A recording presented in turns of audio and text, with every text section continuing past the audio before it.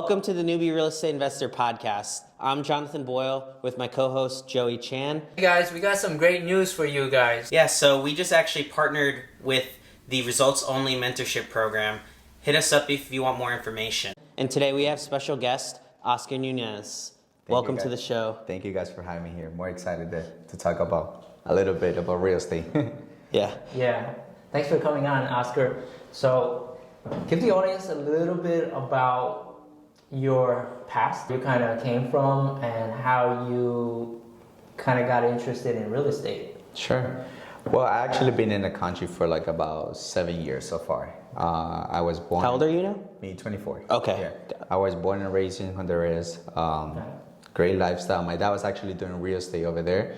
It's a whole different environment how to do real estate in my country and here. But that's how everything started, right? So I was born and raised in Honduras. Before I wouldn't disclose this, but now I'm more comfortable saying it in camera. But the reason I moved here, I was personally kidnapped with my dad, right? Not too many people know that story behind everything. But I was able to speak at one time, at an event, so now I'm more comfortable in saying it.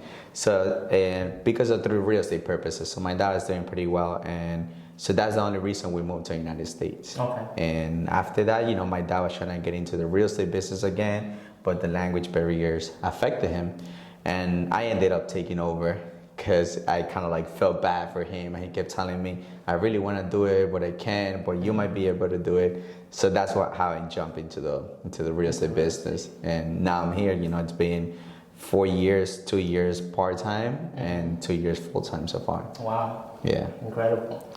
Tell us a little bit about how you got started. Yeah. So when I went to real estate school, I didn't want to do it. I went 7 times, right, to get the state exam. Wow. So it became like an ego thing, because I didn't want to pass it. I didn't really want to do anything about it. But after the 5th time, I was like, wait, I'm feeling this way too much. It became like an ego. Mm-hmm. I was like, I just got to keep going until I pass. Yeah. I ended up passing on the 7th or 8th time, I forgot. Wow. And then once I passed, I still didn't want to do it. But I think it was kind of meant to be. I kept telling people how everything started. First week in the business, I used to be at a company where they have a floor position, right? Mm-hmm. So you picked up the phones, but we have no assistants. Yeah. And then whatever calls come in, you keep the lead. Yeah. First call that came in, it was a listing lead, right? So somebody called, hey, I want to sell my house. I have no realtor, so I was calling you guys to get the deal. I ended up getting the listing, right? So I took the listing, 6% commission. The next day, I'm putting up the for sale sign. When I'm putting up the for sale sign, a car passed by and it beeped at me. Are you guys selling the house? I was like, yes. And then I was like, can I check it out? I was like, absolutely. Came in, double-ended the transaction, 6%. By putting up a for sale sign, my office was like 10 blocks away. We drove over there, we signed the contract, and literally it sounded like a fake story, but that's how it started. And then when I saw how easy it was, right? But it was so deceiving, right? Yeah. So I was like, oh my God. And then I saw the check, and I was like, everything that I did, and this is how much I got compensated. Yeah. But then later on, it took me another 6 months to get the other deal. But that pushed me to kind of like where I'm at right now. Otherwise, I feel like if it would have taken me that long, an extra 6 months, 7 months to get a deal, I probably wouldn't even be here, because the people that started with, like 10 people, it's only me left out. Working, the other people kind of like got out of the business, Wow. So. No, it's crazy you mentioned that. It seems like a story that you would never hear, but I've heard that similar stories from some of the most successful people in real estate. Yeah. Like how I got started in real estate, my first flip, I literally I went to maybe 100 houses tops. Yeah. And literally only 2 days time frame, I started delivering little letters saying I'll buy your house, I'm interested. And maybe by the end of that week, I got a phone call. And of course I had a few others, but this one phone call, the homeowner was in dire need, had to be a short sale. And I didn't know anything. I kind of just winged it the whole time. And she trusted me in the whole process. I don't recommend any newbie to, wing it like I did, but and then when I bought the property, the money just came from asking over 100 people. Literally 2 weeks before I was supposed to close, one investor friend of mine called me asking me for a favor for something else, and then he lent me the whole money to buy the property. Then when I found a contractor that was recommended from another investor, I used him, and I still use him to this day. Nice. And he didn't screw me over. He didn't like increase prices dramatically or anything like that. So it's like all these things fell together. That was really lucky. I think that's what pushes you. Like, we got lucky in a way, right? Some other people, I mean, we hustle a lot to get our business, right? But I think that was like the push that told me, Oscar, this is kind of for you, right? Because I saw like the potential that I was able to convert. Because at that point I was like 20 somewhat. And then I was able to convince these people who I was like, and then my check, and then I went to closing, and then I was like, the percentage that I got based on the rest of everybody else in the real estate business, I was like, wow, that's crazy. And it felt good, and that kind of like pushed me towards like what I had built so far, So that was your second, you said that was your second week, right? That was my first week. Your first week? Yeah. Oh my goodness. Yeah. So I was just literally chilling in the front desk. Calls were coming through. Hey, I want to speak with somebody. I want to speak with somebody. And I didn't even know how the business worked. That when the guy called me and say I want to list my house, I made the appointment at the office instead of the house. And then my broker told me, "What are you doing?" Right? So I was like, it was like the listing appointment should be at the house. Like, how you gonna assess it? I was like, I don't know. This guy called. I was like, okay, let's work out. And it's funny. I will never forget. He called me like at noon. I said, can you come by at 5 p.m.? He showed up and everything. And then it was so awkward because the appointment was literally 5 minutes because there was nothing to talk about, right? So my broker was like, oh, the way that we work at the office, we make the appointments first here so to see if you're real. And then we go to the appointment, to the actual house. But he was like, we're trying to wing it so bad because I made the appointment over there. Right. And then luckily it was 10 blocks away. So after that, we drove to the property. We got the listing. And it's funny, like I swear, when I was putting the sign, and it took me so long to put the sign, so I kind of get it was meant to be, because there was nowhere to put it, so I was trying to like tie it up to a tree and everything, and then this car just passed by, and those clients are still my Facebook friends from me, and they always like talk to me and everything. I will never forget, it was in Palisade Avenue in Fort Lee. Nice. Yeah, so that was my first like experience in the actual business, and then after that, I started just working and trying to build, every single day. So, as a real estate agent, did you have a mentor, or did you just decide, oh, I'm gonna wake up and start door knocking? Like, how did that transition from getting started with that one first deal go to basically where you are now? I personally never wanted a mentor. I don't say it could be. I could be wrong. I could be right. I personally didn't want to, because the way that I saw is like I want to bump into every wall that I see in order for me to know what to do afterwards, right? Because the more I ask questions, it's kind of like that's their own way how they figured it out, right? I need to find my own way how to do it. Of course, I was asking question, hey, what do you do? I had a couple of colleagues, they were doing call calling every single day in the morning and the afternoon. And I used to preach them, and I was like, oh my God, these guys are great. And then I saw other people door knocking, and I saw other people doing crazy open houses every weekend. And I was like, let me figure it out. Let me do every single little thing, right? So I did everything. And then I started seeing which one was giving me more results. So I created a whole spreadsheet where the leads were coming from, what kind of conversations I had, what was the people's reaction, because I was young. So if I was doing open houses, it was funny. Everybody who walked in, they were like, where's the actual agent? They thought I was the son of the owner or something like that, right? They're like, you're the son of the owner, you're so cute. I was like, no, I'm the professional, don't call me cute, right? So I was like, open houses, out of the picture. Call calling, when I started doing call calling, I was converting people easily on the phone. But when I speak on the phone, I sound like much more older, right? So when I meet them in person, they're like, wait, who is this little kid? So they already give that perception where like, nah, I don't want to talk to this guy, right? Even though I converted him on the phone.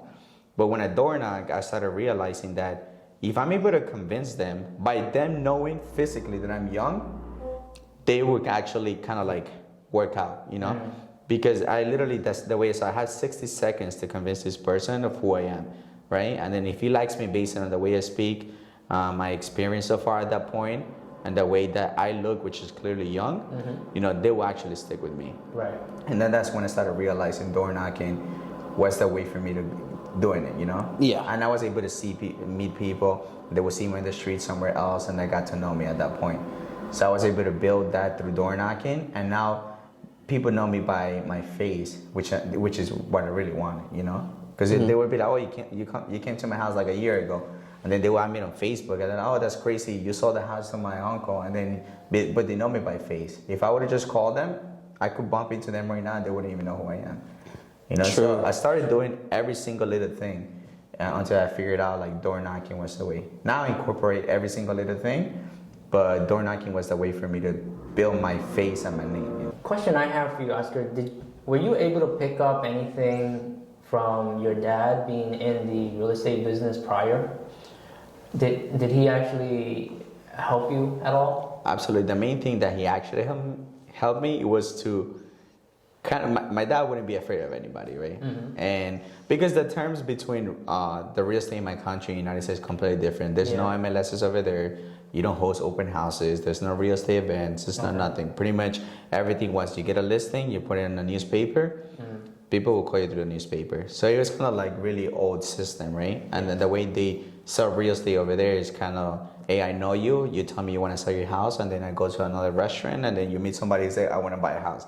And you just put two and two together, right? Okay. So what he really taught me was, of course, you know, the back end as far as like what's the process, appraisals, surveys, and all that stuff.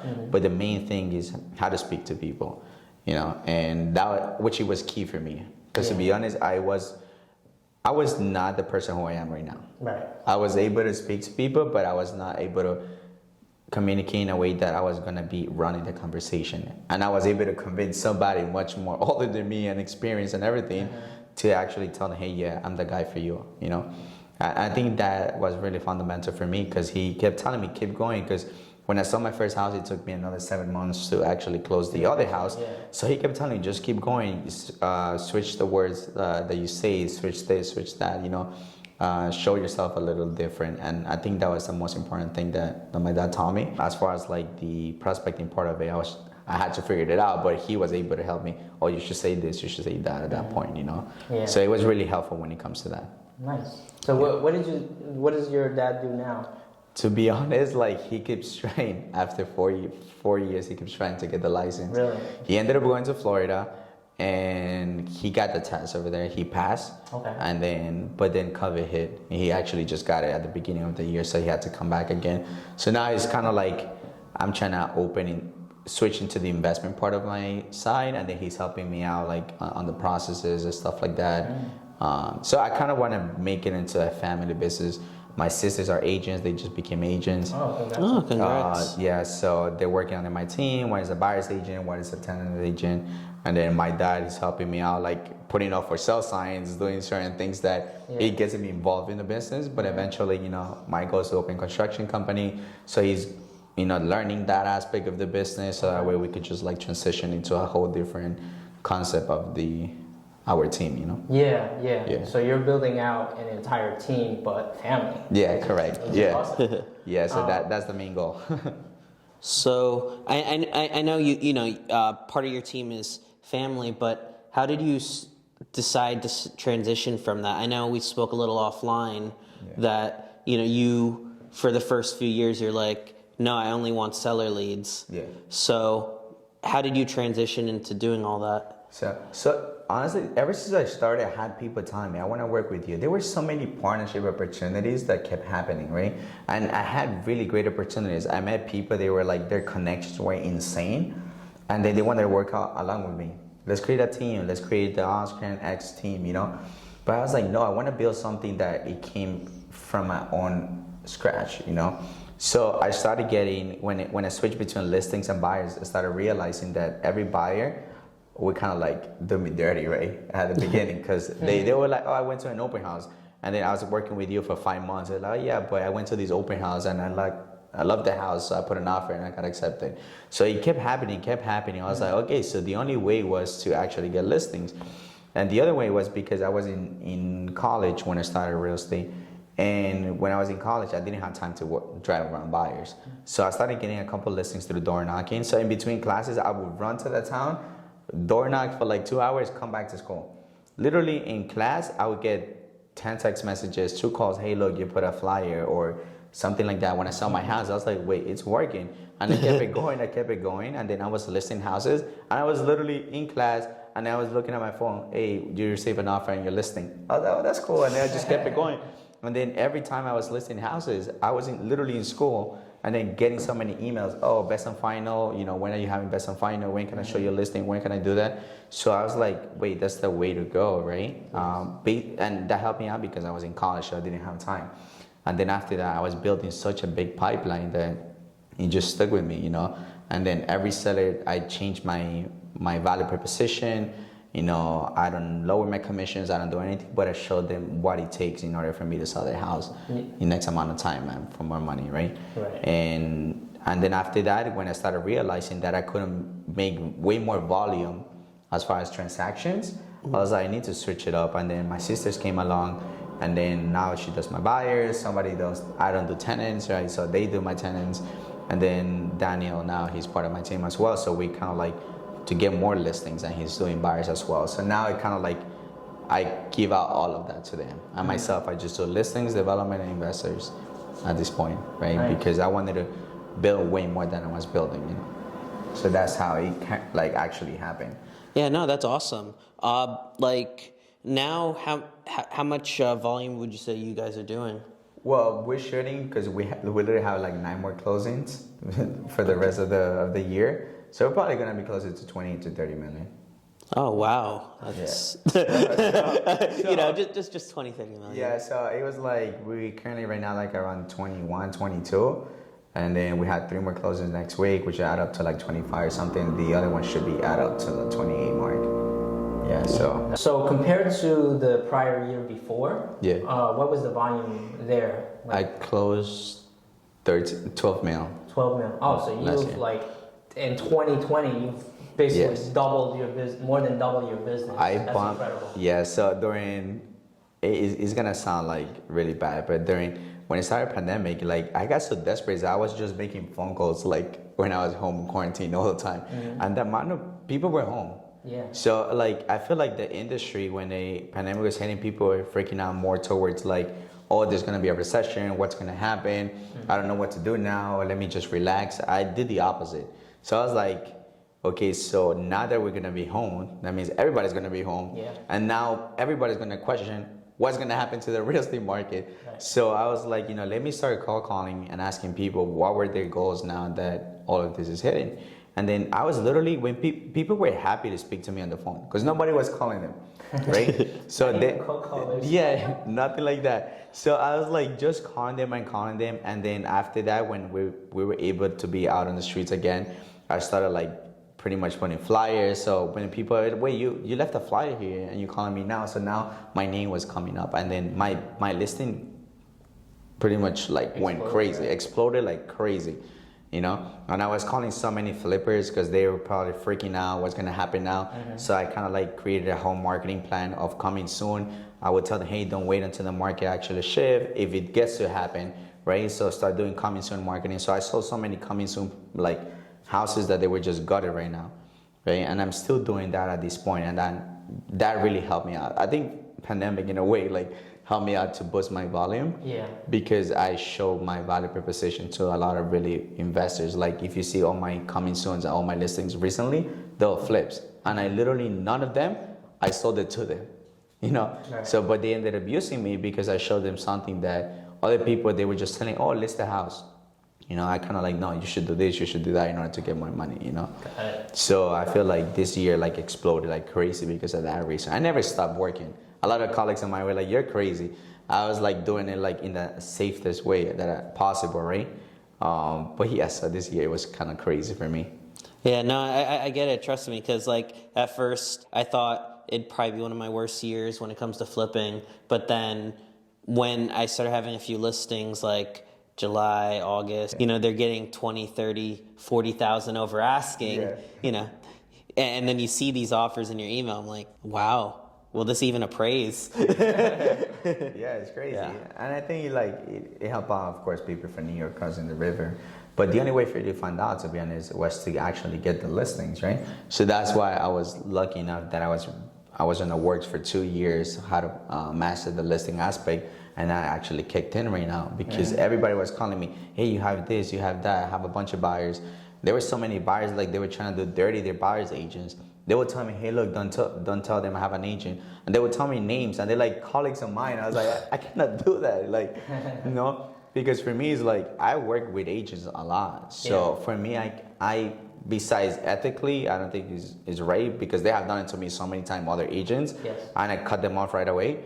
But we're in a business, like every listing that I put, all these agents kind of like working for me. So why would you have a bad reputation with agent come when technically they're working for you? Yeah. You know, No, trust me, I know there's a few agents. Whenever I list a property now, I know I'm probably gonna, if it's my listing or if it's my property, I'm not accepting the offer, even if it's better, because I don't want to deal with that agent. Yeah. So sometimes it becomes really tough, you know, because I remember where you did me dirty.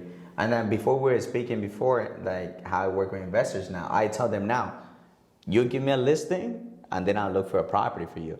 Because there were so many investors, find me a property, I give you the listing back. We closed the next day, is on the market with another realtor. I was like, oh, okay, so that's how you're gonna play. So now I switch my value proposition when it comes to investors as well. Yeah, so I kind of changed a lot of things this year that really opened my eyes how the business works when there's a lot of demand, you know? Right. Yeah. That makes sense. Oscar, I see now, like I've seen your growth on social media, and I see that you're a landlord now. Yeah. So how many units do you have, and how'd you purchase them? Okay, it was right now currently 4 units, right, overall. So the first one was actually the first house that I lived in. The guy kind of called my dad saying that he wanted to sell the house, and at that point I was like, why not purchase the house, you know, because we know bad things about the property. We actually got it through a discount property in a way too as well. And then the other house, it was through a door knock. So everything, it became like kind of door knocking style, right? And now I'm in the process, like I'm submitting so many offers now on properties that I door knock all the time. You know, so now my purpose, my value is kind of, hey, look, I will offer you this much if you want to close quick. If you don't want to close quick, I'll put it up on the market. You know, so every property that I go to now, I kind of like I give them an offer at that point. Because you might get lucky, you know, like the second house, it was the same purpose. Yeah. You know, the door knock, and then they kind of gave it to me, you know? Nice. So, and that's how I'm doing my values all the time. Because the agents have so much power, because that's why investors, they call us all the time, right? Yeah. Because the amount of houses that we see every single day, it's insane. Right. You know, so it would have been not smart not to buy whatever you see. It's a really good purchase, you know? Yes. And I started realizing when I was listing houses and they were going 100,000 over asking price, I could have just bought it at that price, sell it after, and kind of like sell it for another extra $100,000, right? Yeah. So I started switching my game at that point. Yeah. Yeah. No, it makes sense. You know, that's kind of actually the definition of a wholesale. Yeah. Where you buy a property undervalued, and then you do maybe a little to no renovation, and then you just put it on the market and sell it. Yeah. Because, you know, some homeowners, they just want to be done, be out, like no issue. Yeah. They don't want to go through the inspections, you know, they don't want to fix things. Yeah. They don't want any of that. That's how I buy They my just houses. want the headache. Yeah. As is. No inspection. I appraise it. Don't worry about it because I knew it was already on there appraised. And then I'll pay for the CO. Just make sure there's no violations, and that's it. Yeah. You know. So now that's what I'm doing every single property. So Oscar, tell us about how you work with investors. You know, so let's say, so you told us briefly that once an investor brings a listing to you, you help them sell that listing, and they say, hey Oscar, look, I'm looking for the next listing. Yeah. You know, the next project. Sure. How do you help them find that, or is that part of your service? Yeah, I kind of created like a finder's fee agreement in a way, right? So I kind of help them out to go through the process. Like currently I have 25 townhouses, I explained to you guys before, and the guy told me, Oscar, I want properties in this street, closer to this street, and for this purpose. So I started kind of like, you know, going after every single house, because the reason that he told me that is because he gave me listings before, and I know I wanted to work with him, and he wanted to work with me. So I told him the only way that I could work with you, because I get like 20 investors every single week, right? Yeah. And everybody tells me the same thing, right? Oh, find me a property and I give it back to you. Find me a property, I give it back to you. Yeah. Like same situation, and I'm sure they're telling this to every single realtor. So and I understand it's part of the business, but in a way, there's no loyalty, so it's totally okay because they want to make money and we want to make money as well, right? Right. So I created this whole system where like I tell them, look, you give me a property. If you don't want to give it to me, it's totally okay. Eventually, you might bump into many of my listings, and then you're gonna see that I'm actually actively on the market, and which has happened a few times. But I do follow up with them crazily. Oh, do you have any other projects that you bought? Do you have something that you bought with not realtor that you could give to me? And that's usually sometimes you might find something, right? Maybe they bought it through auction or a friend gave it to them, whatever. So they might give it to me because they might need a realtor. Once they give me that listing, automatically when I'm in the process of selling the house, because it becomes annoying at some point, they're gonna be asking me, oh, where's the deal that you promised me? So I had to show loyalty, right? And then as soon as I'm on the contract with that deal, I'm already looking for something else. And they tell me, show me in the map what you want, where you want it, what kind of deal you want. You wanna buy and hold, you wanna do this. So I create a whole system where I already know what each investor is looking for. And with my social media pool, like you asked me for, I created so much content that people, like every time I post, I need this, they will automatically like 20 calls. Be like, hey, I have this. So now I give it to my investors. So that's the way I work with investors now. You give me, and then I'll give you for like afterwards, because I got stabbed in the back so many times. Sure. Like people, get me this property, I promise. And I worked so much for that deal. And you know, I'm getting them such a cheap deal that my commission was only like 2,000 or 3,000. And then later on, they give it to another realtor the next day. And then I was like, and they'll literally block me, and they're like, what? You know, and now I bump into them eventually. I was like, I'm sorry, man, you cannot buy this deal because this guy's buying it now, you know? Yeah, it's such a small world. Yeah. You know, the real estate industry, it's... Karma will eventually You hit. don't want to screw anybody, really, Yeah, you know? karma is gonna hit eventually, because Yes. especially if you're in the business constantly, and the amount of listings that I'm getting, the amount of deals that I'm getting, I'm gonna bump into you eventually at some point. Yes. Yeah. So I tell the investors the same thing, you know, you give me first, and then I'll give you right after, you know. And I have a whole spreadsheet where I tell them, okay, this guy gave me this, so he wants this. So it's not like I'm just gonna prefer somebody. I'm gonna do it based on who those people are, you know. Yeah, So that's how I work with investors at this point. Yeah. that's awesome. Wow. Especially with development right now, like and the process, like overall, but hopefully 200 units, you know. So like more than that of how much offers that we put in development. They told me, give me this, give me this. I driven like an hour and a half away to look for that homeowner. Like they tell me an address, and then they live in Yonkers, New York. You know what? I'm driving all the way there. So. Do you have an audiobook or a book in general or a podcast that you enjoy to listen to that has helped your business? And the book, the company that I'm currently with gave it to me, The Millionaire Real Estate Agent. That was actually a book that built my whole structure of the business. When I started the business, I was just winging everything. Okay, I'm selling the house. That's it, move on, right? And then I'm selling the other one, move on. I'm selling the other one, move on. Once I came into this company that I'm currently at, they told me, no, you're not running a business. You're just an agent. And that changed literally the whole perception of my current job, right? And they gave me that book. I studied the book for like 3 weeks. And I was like, I'm definitely not a business owner at this point. I was just an agent. The structure that they gave me, how to be a real estate agent, as far as like how many calls you should make, how many door knocks you should make, based on every client, you should have 3 more clients. And then every 3 clients, you should have 5 more clients. And then the follow-up games, how many times I should get back to them, the emails, texts. It was so much that I was like, this is impossible to be true. Once I started implementing that into my business, now I could say I'm running a business, right? I have an admin, I have agents, I have like marketing people that help me out with some stuff. So I have a whole thing going on at the same time. So now I could definitely say that that's really helpful for everybody.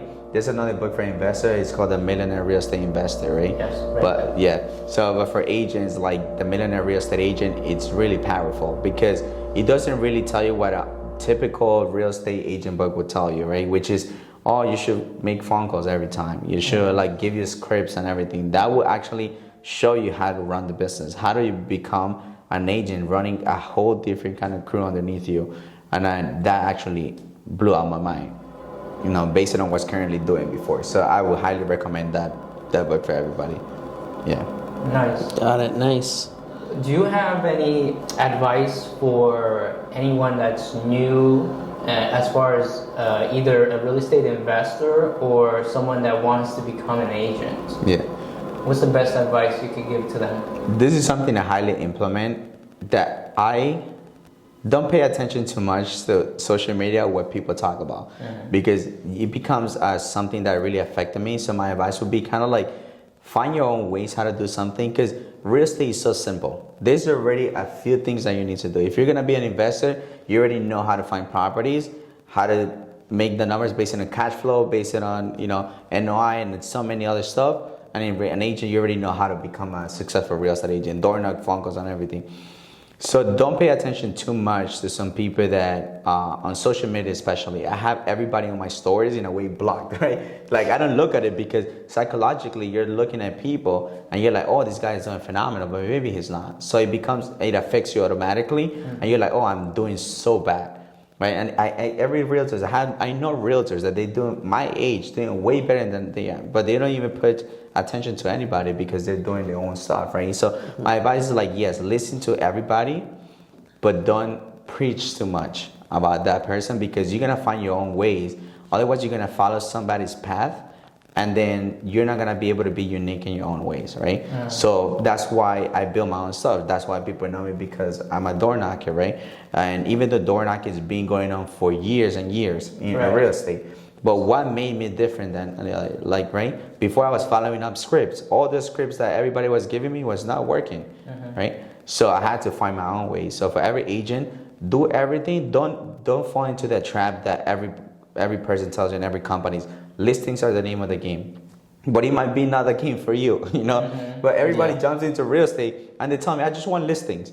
I was like, man, relax. You're brand new. You should actually venture around what's actually good for you. Maybe you're a good rental agent and you could close 1,000 rentals every single year, right? So pretty much open your mind and pretty much be unique for everything, single thing that you do. That's for same thing for investors, Like some people are investors, like you said, you went to door knock 100 houses, right? And then out of 100 people that you spoke, maybe 2 people. But some other people, they find different ways to do it. So like follow the pattern, but make it unique to your own style. And don't give up. Like, it's not gonna be an easy game. Every transaction is 2 months, right?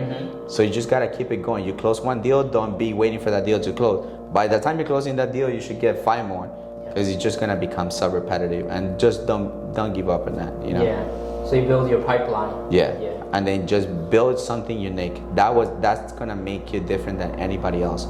When I go to listing appointments, I already know what I'm gonna say, and I'm 100% sure everything that I say and I do, no realtor is doing it, right? Which you guys already know about it, like, and you guys are investors. I don't know if you ever heard about an agent saying that, but that's what I do, and that's what kind of like pushed me, and I switch it based on what I have built right now, Right. Thank you for being on the show, Oscar. Thank you. And guys, don't forget to like and subscribe on our podcast. Thank you very much. Thank you. Take care, everyone. Thank you, guys.